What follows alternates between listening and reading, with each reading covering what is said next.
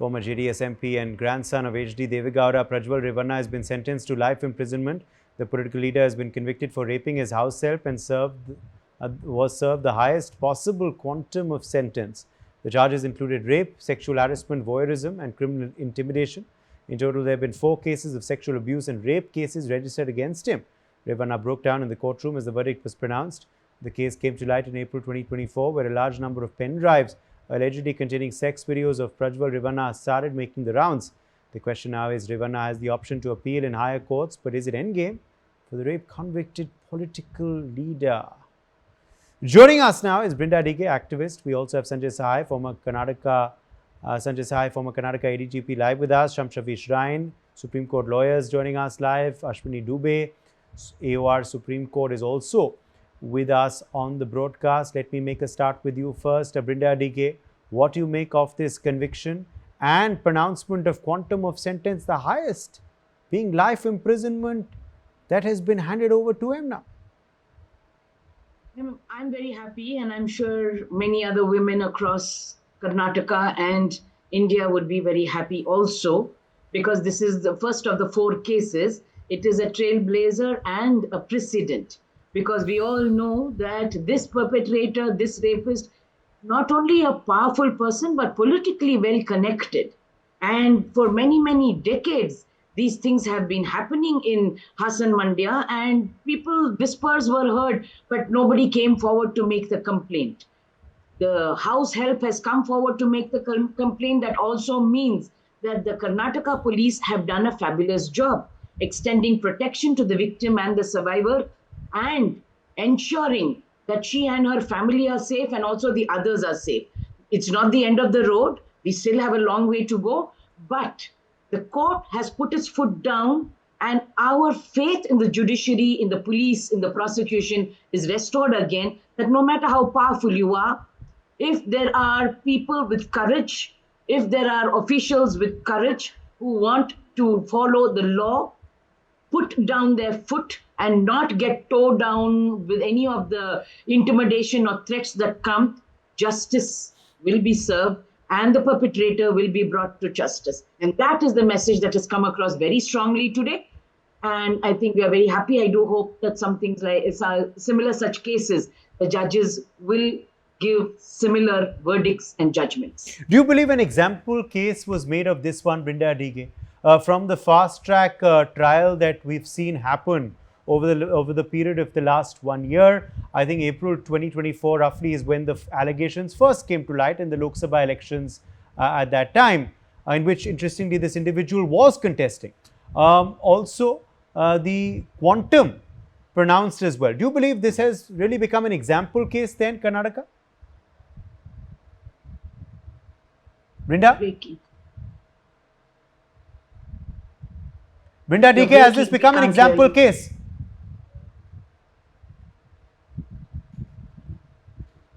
Okay, I think we've lost her. Shamshavi Shrine, can you hear me?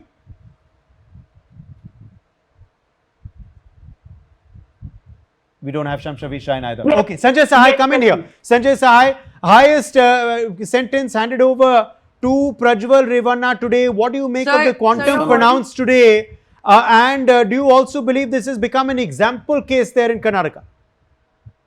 There's some issue with your voice. Your voice we can't hear. Sanjay Sahai, can you hear me now? Yeah, now I can hear you. I was asking you about the quantum, sir. What do you make of it? The highest? The quantum of punishment is the maximum that could have been awarded. And the backdrop of this whole case is very, very interesting. And it is certainly a trailblazer, as Brinda was talking about. It is a one of its kind case where I generally talk about reign of sex terror. It was a reign of sex terror which was happening in all the geographical area, and at least 70 survivors have been able to be virtually located or by the digital medium, by the tapes, out of which 4 filed a complaint, 3 for rape and 1 for sexual assault. Now, it is interesting, and it is landmark, or it is a watershed moment in rape cases, and the outcome of it primarily for 2-3 reasons. One is the pace of trial. Second is the use of scientific investigation. I have been told, and it was there in Times of India today, they went to the extent of anatomical comparison of genital features, which is a method which is increasingly used by sleuths across the world in identifying sexual offenses. So, this is the level to which technology can take you. And what is most fascinating about this case, and I think on that particular evidence, on those particular evidences, the judge has stamped his seal, is primarily that you have very high-end data-based evidence by Google Maps, by call data records, and lots of metadata which is available on those particular video clippings. Which video clippings, one is that the video has not been doctored, which has been proven by the forensic science laboratory as per the forensic science reports.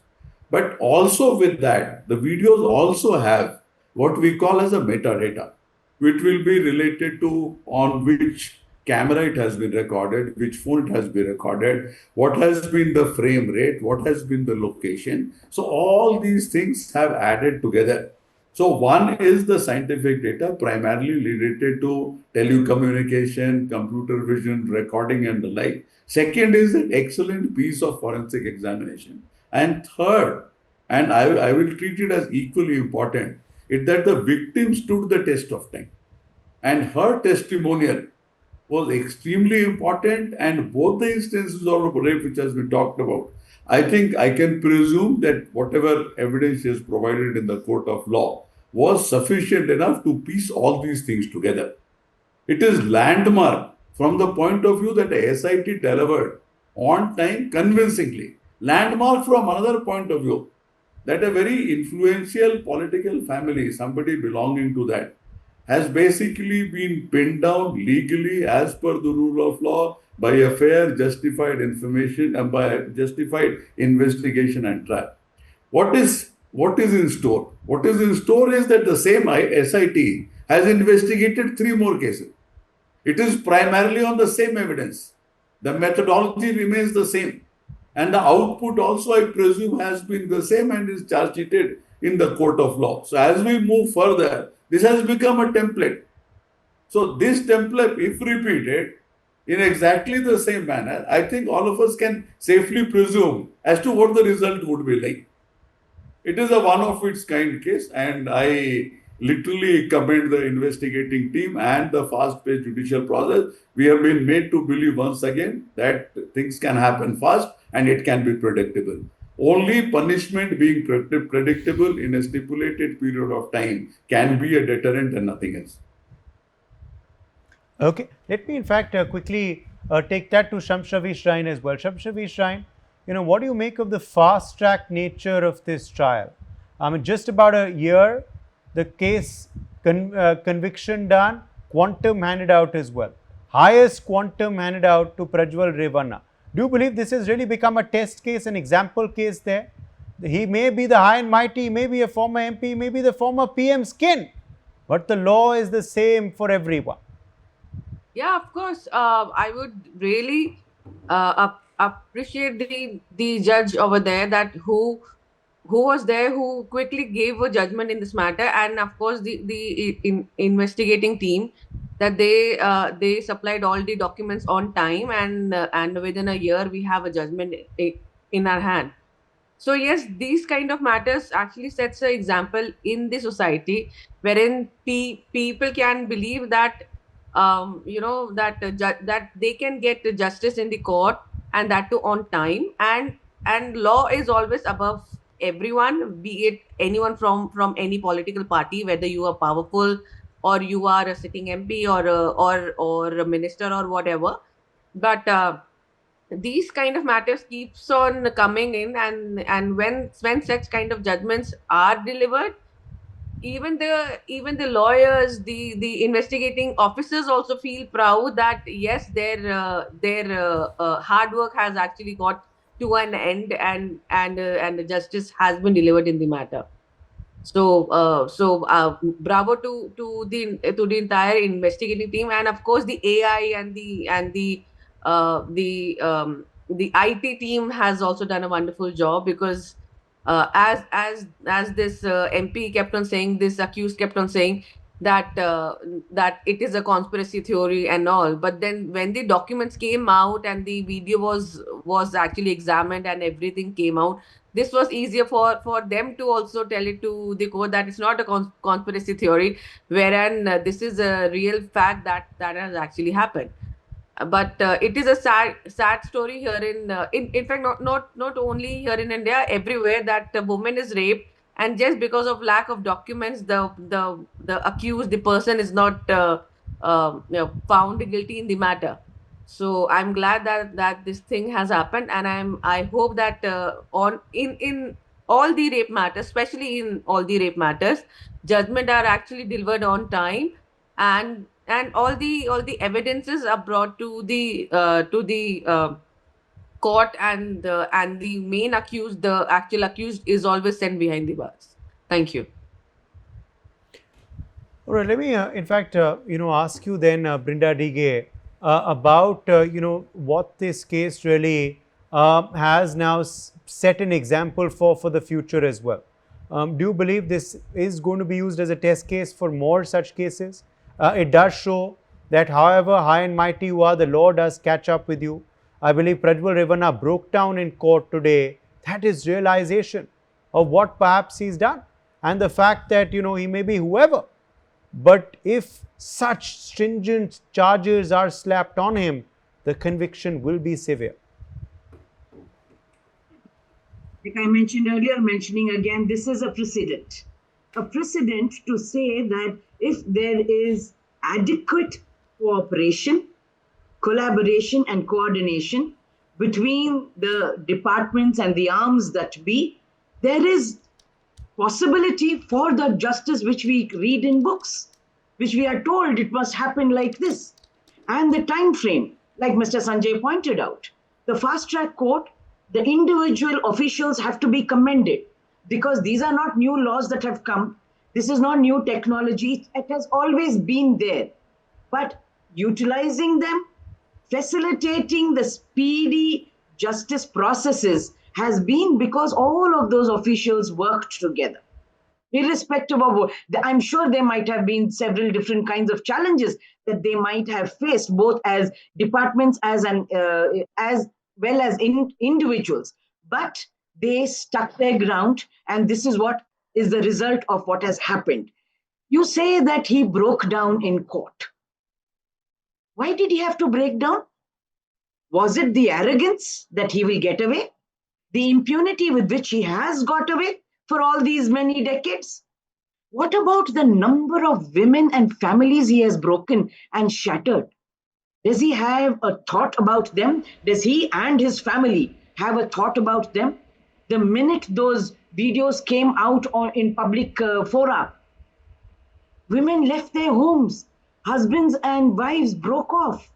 They were told to get out, leave their family, leave their children. There was one particular woman who said that, how do I stop this? Because somebody said that my son who is in college has got this video on his phone, and I'm waiting for him so that I want to tell him, don't open it.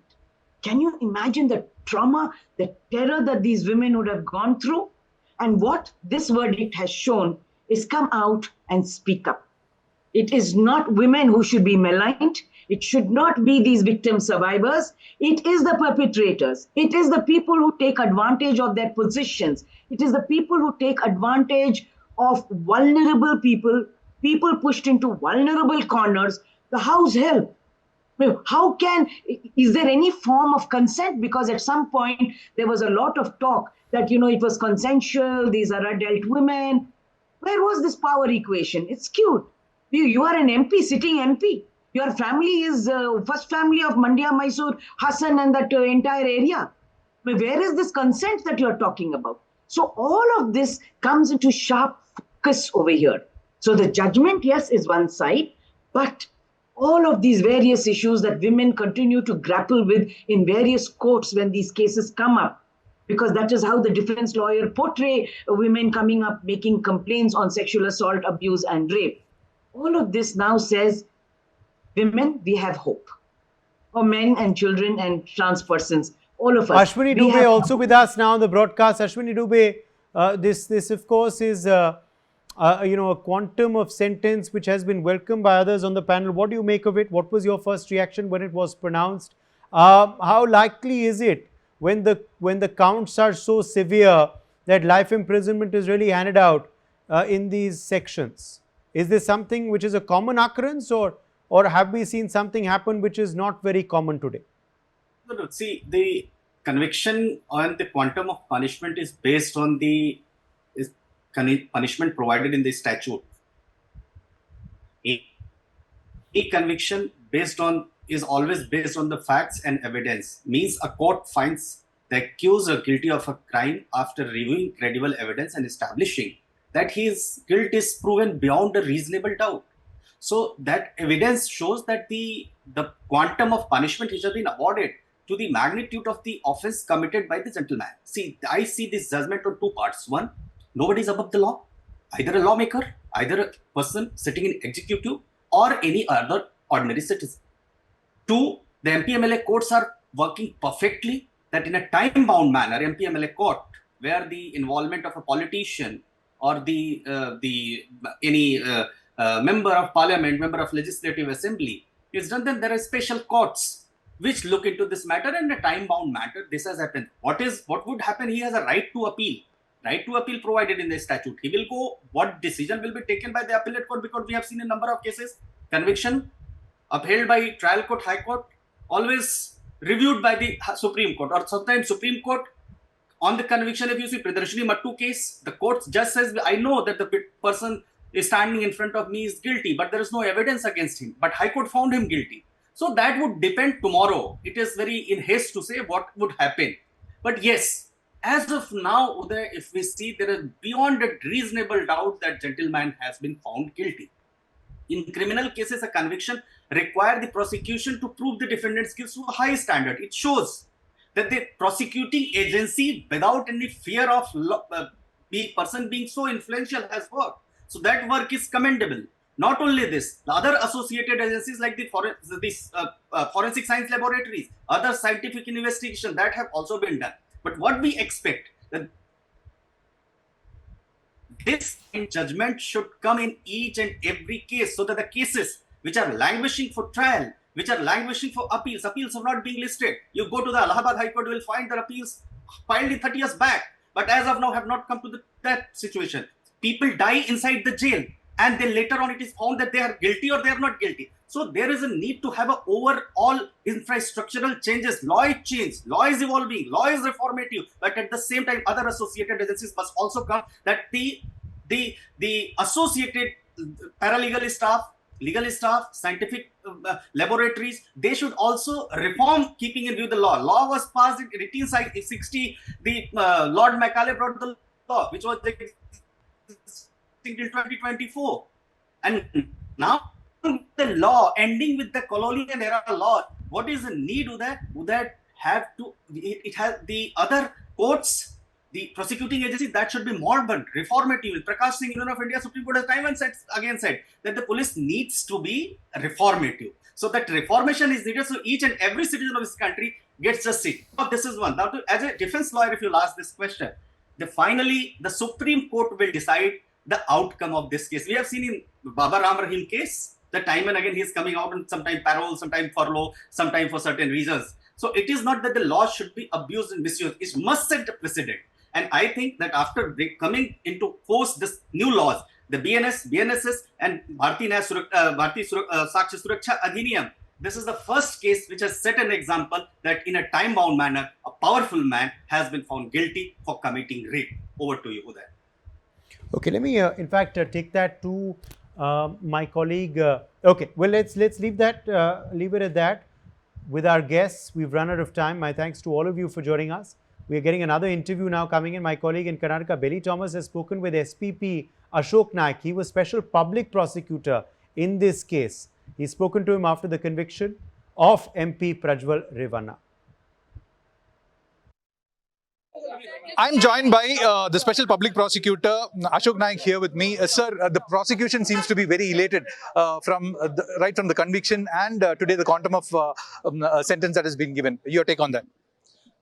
Sir, today the Honorable MP MLA Court, Special Court convicted or passed the quantum of sentence against the accused ex-MP Prajwal Revanna for section 376 N and K. Life imprisonment was given. Life imprisonment, the interpretation according to law under 376 N and K is that till the last breath. Hence, lifelong he is to be, as per the verdict, in jail. And in addition to that, total taking into all sections, Honorable Court imposed 11,50,000 amount of compensation, the fine amount to the accused, and also ordered out of the 11,50,000 to 11,25,000 to be given to the victim, taking into her condition, because she was a worker. Now she is not in a position to face the public or society. All those taken into consideration. Even she cannot go for a livelihood for working in some other with some others. And anyway, she was given some handsome amount at 11,25,000 as a compensation amount. Apart from this, I am of the personal opinion that she may even get some compensation amount from the DLAC and the legal aid committee also. That possibility is there.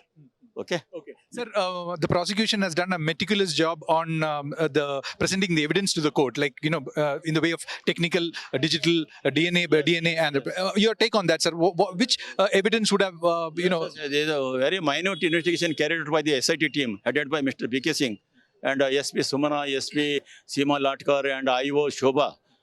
All sort of from all angles they have collected the evidence. We have adduced in a better way, according to me, before the Honorable Court, so that we can win the case today. That is the oral evidence, prime importance to be given to the oral evidence of the victim. Apart from that, corroborative evidence of her relations, and also that expert reports, video, FSL report, DNA report, everything to be able to come to the help of the prosecution to prove the guilt beyond reasonable doubt. Okay, sir, and a member of parliament has been convicted, and he's been given life imprisonment. And this, do you feel this case is an exemplary, or like should be? Might be assessed. We also in the morning session we argued with my friend Jagdish that maximum imposement the punishment to be imposed, because he is the lawmaker. When lawmaker breaks law, then I think the maximum punishment is given. That point also Honorable High Court, our court, trial court, considered and imposed maximum punishment. Okay, so what is a strong lesson to the legislators? Okay. So further than that, like what can the accused go? The convict can challenge the. He can approach the High Court. Okay, fine. So that was the special public prosecutor Ashok Naik talking about the sentence granted to the expelled MP Prajwal Revanna in the sexual assault case in Bengaluru. With camera person Pawan, this is Billy Thomas for Newsx, Bengaluru.